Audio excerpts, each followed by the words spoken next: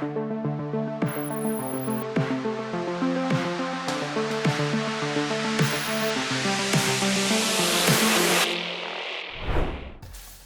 produit cannibale, c'est un produit dont les ventes vont se faire au détriment d'autres produits qui lui sont similaires.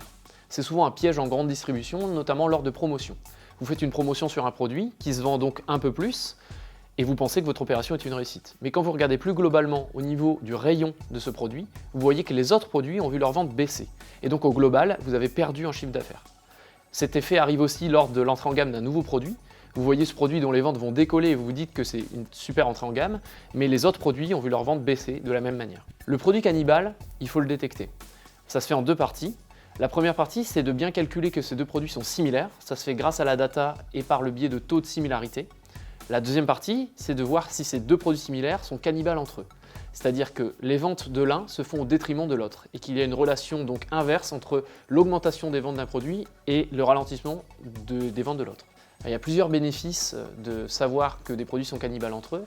Dans un premier temps, ça va vous permettre de purger votre gamme, c'est-à-dire que vous allez pouvoir avoir une gestion de moins de produits, sachant que certains sont cannibales entre eux, donc une meilleure gestion des stocks et des approvisionnements.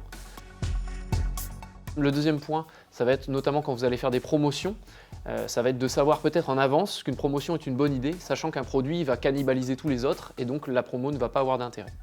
Le troisième point, ça va être pouvoir fixer le bon niveau de prix lors d'une promotion aussi, sachant que des produits sont cannibales. Par exemple, le produit A cannibalise le produit B, et bien si vous faites une promotion sur le produit A, il faudra aussi baisser le prix du produit B pour que l'effet de cannibalisation ne voit pas le jour. Dataprism, c'est une société réunionnaise née en 2014. On traite la donnée des entreprises, on aide nos clients à prendre des décisions éclairées en s'appuyant sur les données dont ils disposent. Pour cela, on a trois grands métiers. Le premier métier, c'est le data management. On structure l'information, on la qualifie dès qu'elle est stockée dans la base de données de nos clients. Le deuxième métier de Dataprism, c'est le décisionnel. On crée des tableaux de bord, des indicateurs pour permettre à nos clients de piloter leur activité, leur métier. Et le dernier métier de Dataprism, celui qui représente la plus grosse part d'activité, c'est la modélisation prédictive. On essaye de prévoir le futur en s'appuyant sur des données passées, des entreprises bien sûr, et des modèles mathématiques ou statistiques.